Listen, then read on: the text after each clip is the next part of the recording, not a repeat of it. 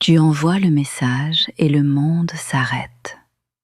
Chaque minute de silence de l'autre côté est une preuve écrasante de ton insignifiance et l'envie d'envoyer un autre message juste pour confirmer qu'elle est là, pour combler le vide avec n'importe quoi est presque insupportable. En tant que chercheuse en comportement humain, je vois quotidiennement des hommes s'autodétruire dans ce cycle d'anxiété numérique, sans comprendre que leur réaction à son silence est, en elle-même, le message qui la fait fuir. Ton désespoir d'être remarqué est un signal biologique de faible valeur, une odeur de besoin que le radar féminin capte à des kilomètres de distance, peu importe à quel point tu es bon, beau ou brillant. Tu crois que la connexion se construit avec des mots, avec ta présence, avec ton insistance bien intentionnée. C'est une fable qu'on t'a racontée. Et aujourd'hui, tu vas comprendre la science brutale derrière la vérité. L'outil d'attraction le plus puissant que tu possèdes n'est pas ce que tu dis, ni ce que tu fais. C'est quand et pourquoi tu décides de ne rien dire du tout. Cette programmation qui te sabote porte un nom. C'est le complexe du bon garçon, le mensonge social le plus dangereux jamais implanté dans le cerveau masculin. L'idée que ta valeur réside dans ta capacité à plaire, à être complaisant, disponible et communicatif à plein temps. La vérité, nue et crue, est que l'abondance de n'importe quelle ressource diminue radicalement sa valeur perçue. Ton attention, lorsqu'elle est offerte en excès, devient une marchandise sans valeur. Pense-y, ton attention est-elle de l'eau dans le désert ou de l'eau dans l'océan ? Parce qu'elle vit déjà dans un océan de validation, d'hommes qui implorent une goutte de son temps sur Instagram et ailleurs. En étant celui qui répond à la seconde, qui est toujours disponible, tu ne deviens pas l'oasis qui étanche sa soif. Tu deviens juste une goutte de plus, indiscernable dans l'immensité. Tu te sens frustré, épuisé de tant t'efforcer pour être remarqué. Ce n'est pas ta faute. La faute incombe au plan qu'on t'a donné, un plan qui te mène directement au territoire de l'invisibilité. Un chemin pavé de cette bienséance qui t'a appris à t'effacer au lieu de t'affirmer. Le résultat final de cette stratégie est inévitable. Tu deviens le mignon, l'ami pour toutes les heures, le port de secours où elle vient s'ancrer pour se plaindre des hommes qui, eux, la défient vraiment, qui éveillent son désir. Tu deviens la zone de confort, jamais la destination de l'aventure. Elle t'apprécie mais ne te désire pas. Elle te respecte, mais ton absence ne lui pèse pas. Et tant que tu continueras d'être l'océan, ce sera ta réalité. Mais je te garantis qu'à la fin de cette vidéo, tu comprendras le mécanisme neurologique qui transforme ton silence en l'arme d'attraction la plus puissante que tu n'aies jamais imaginé posséder. Tu ne regarderas plus jamais l'écran de ton téléphone avec la même angoisse. Écris-moi dans les commentaires. Est-ce qu'il t'est déjà arrivé d'être invisible pour une femme qui aurait dû te valoriser ? Je lis tout. Mais comprends bien, il y a une différence abyssale entre le silence qui attire et le silence qui fait de toi un fantôme pathétique.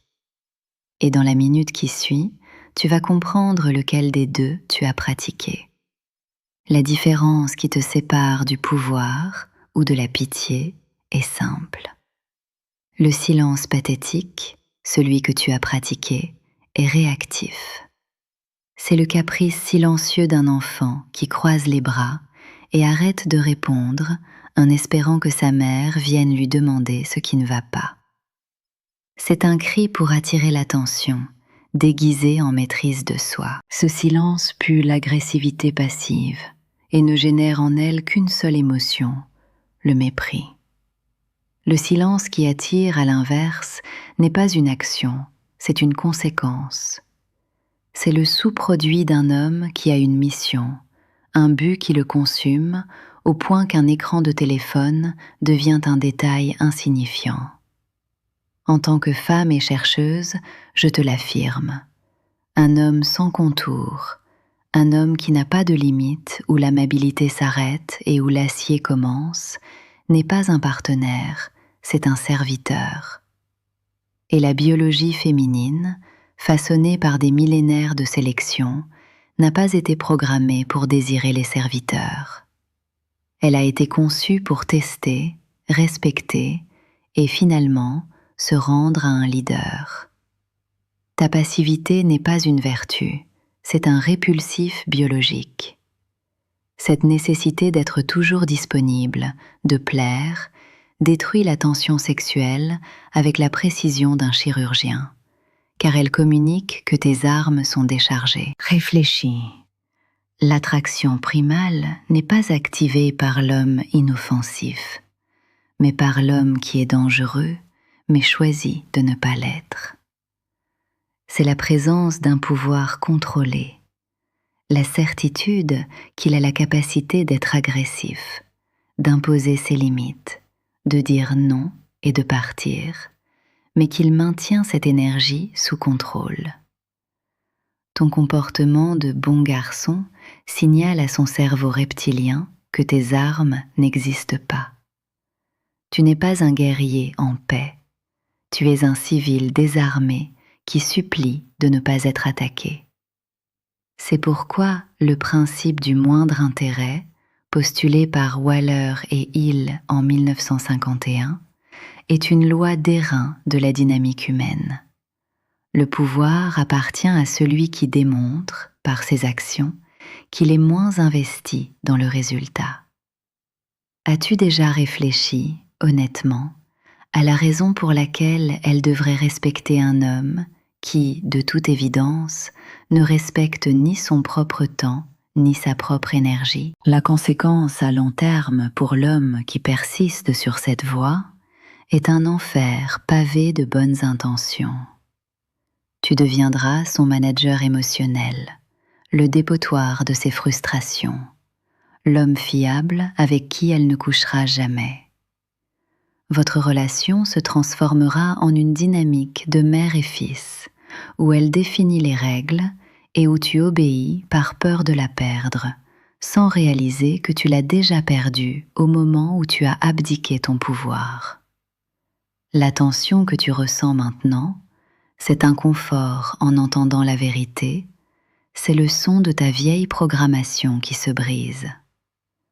On t'a appris à jouer à un jeu avec de mauvaises règles et, par conséquent, tu as été condamné à perdre avant même de commencer. Ton silence réactif a fait de toi un fantôme. Mais le silence d'un homme concentré sur son but crée un vide que son cerveau est obligé de combler, déclenchant un processus neurologique qui la rend obsédée. Son cerveau travaille maintenant pour toi. Mais il existe un mécanisme encore plus puissant, presque comme une drogue, qui rend ton absence plus désirable que la présence de n'importe quel autre homme. Et la science appelle ça une erreur de prédiction neurologique. Après des années à étudier le comportement humain, ce que je vais te dire maintenant est la clé qui sépare les hommes que l'on oublie de ceux qui deviennent une obsession. Son cerveau, comme le tien, est une machine à prédire des schémas pour économiser de l'énergie. Lorsque tu réponds instantanément, tu confirmes la prédiction. Tu es un événement neutre. Mais lorsque ton silence brise ce schéma, tu crées une erreur de prédiction. Cela déclenche une alerte dans son cerveau, une boucle ouverte qui doit être fermée à tout prix. La neuroimagerie montre que cette incertitude amplifie l'activité dans le noyau accumbens, le centre de la récompense du cerveau. En d'autres termes, la quête pour résoudre ton absence, le simple fait de se demander « pourquoi n'a-t-il pas répondu ?» est en soi une expérience neurologiquement addictive. Elle ne fait pas que penser à toi. Son cerveau a été piraté et forcé d'investir des ressources cognitives pour déchiffrer ta valeur. Ton silence n'est pas vide, c'est un vide qui aspire son attention vers toi. C'est à ce moment précis que tu cesses d'être un participant à son jeu et que tu deviens l'arène elle-même. En créant ce vide, tu te transformes en l'encre émotionnelle de l'interaction. Imagine la scène. Ces émotions sont une tempête, une mer de chaos et de réactivité. Tous les autres hommes sont des bateaux en papier, ballottés par ces vagues, essayant désespérément de naviguer dans la tempête pour lui plaire. Toi, cependant, tu es l'ancre plantée au fond de l'océan, inébranlable. Ton silence n'est pas une absence de sentiment, c'est la présence écrasante d'un but. Tu n'es pas emporté par sa tempête parce que tu es trop occupé à être le centre de ton propre univers. Cette stabilité devient la référence, le point fixe au milieu du chaos. Elle ne te contrôle pas avec ses humeurs, c'est elle qui commence à orbiter autour de ton calme, cherchant la sécurité de ton centre de gravité. Réponds honnêtement, mon frère. À quand remonte la dernière fois où tu as agi depuis ta valeur non négociable et non depuis ton besoin désespéré d'approbation? Cette maîtrise n'est pas une technique de séduction, c'est une expression du caractère. En pratique, c'est l'homme qui met fin à une conversation le premier, non par arrogance, mais parce que sa mission l'appelle. C'est l'homme qui n'offre pas une validation immédiate à chaque drame, car il comprend que son soutien est une ressource précieuse, pas un service public. Il ne joue pas à être mystérieux. Le mystère est une conséquence de sa profondeur. Mais ce que je t'ai expliqué jusqu'à présent n'est que la surface. L'application consciente de l'incertitude est ce qui te fait sortir de la catégorie « ami » pour te placer dans la catégorie « trophée ».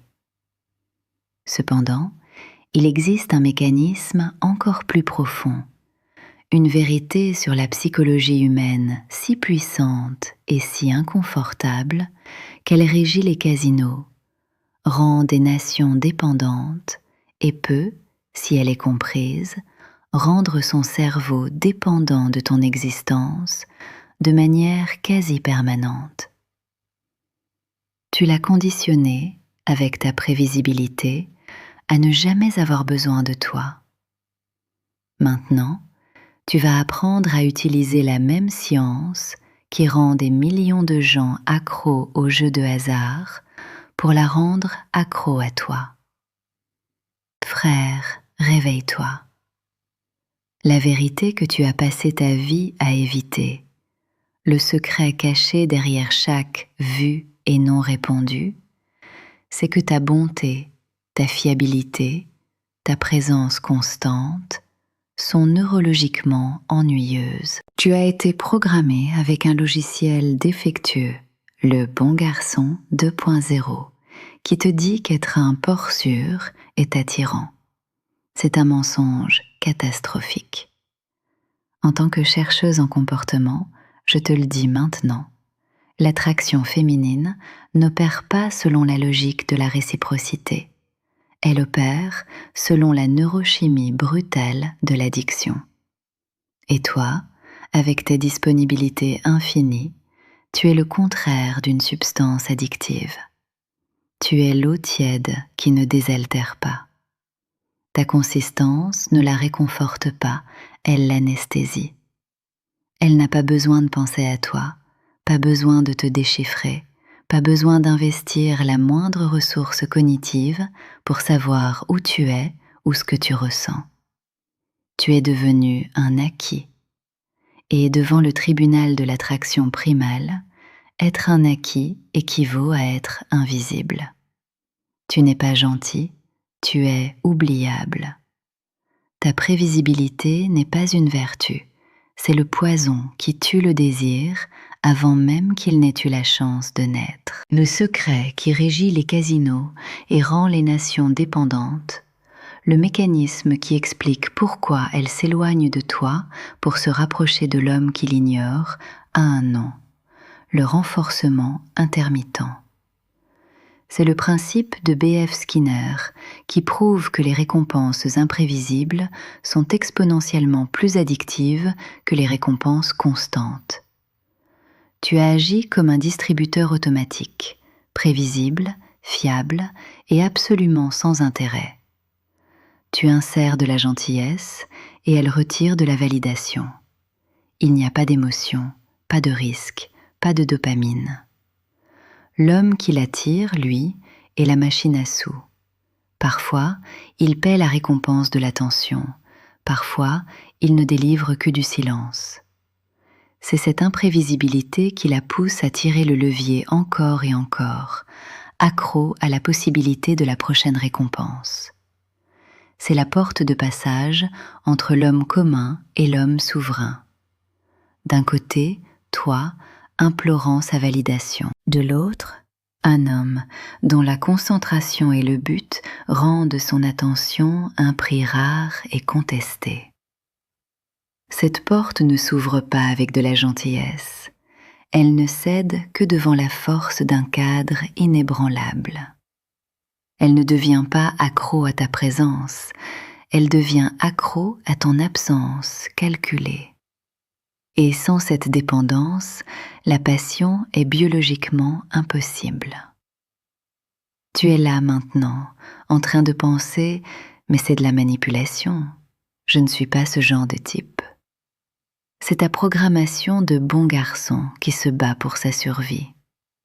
Il ne s'agit pas d'être un salaud, il s'agit de comprendre que son cerveau a un système d'exploitation que tu refuses de lire.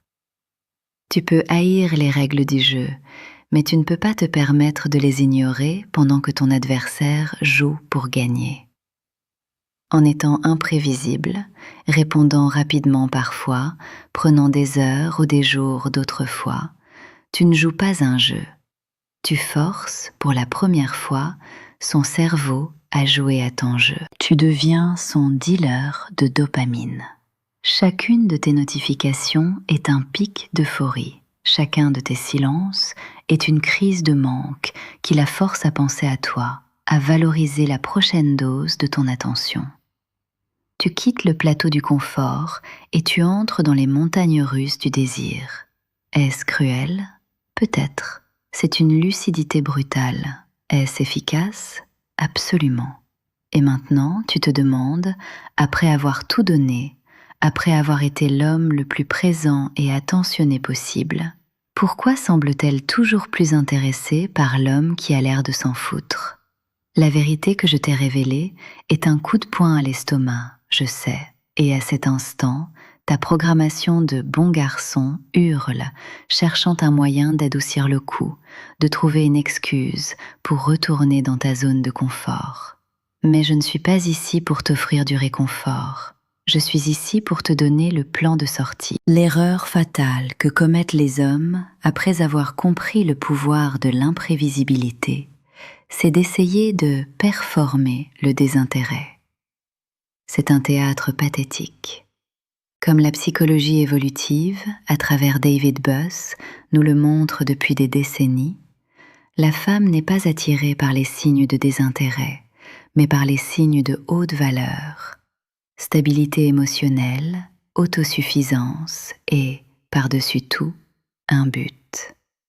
Le silence qui attire n'est pas un truc, c'est la conséquence inévitable d'un homme authentiquement occupé par sa mission.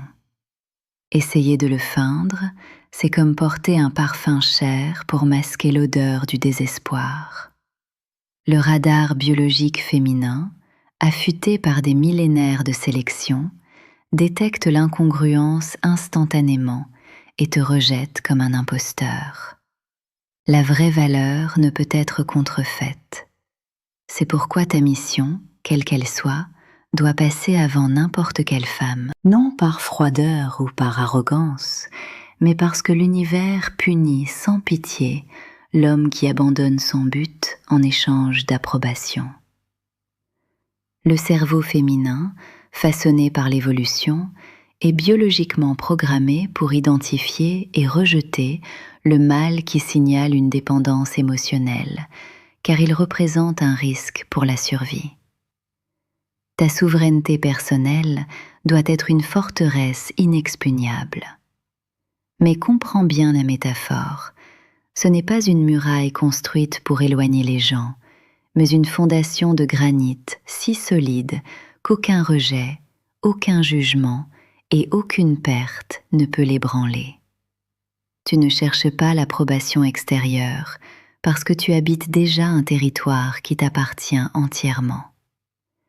Elle peut être invitée à y entrer, mais elle n'aura jamais les clés du château. Maintenant, sois honnête avec toi-même, frère.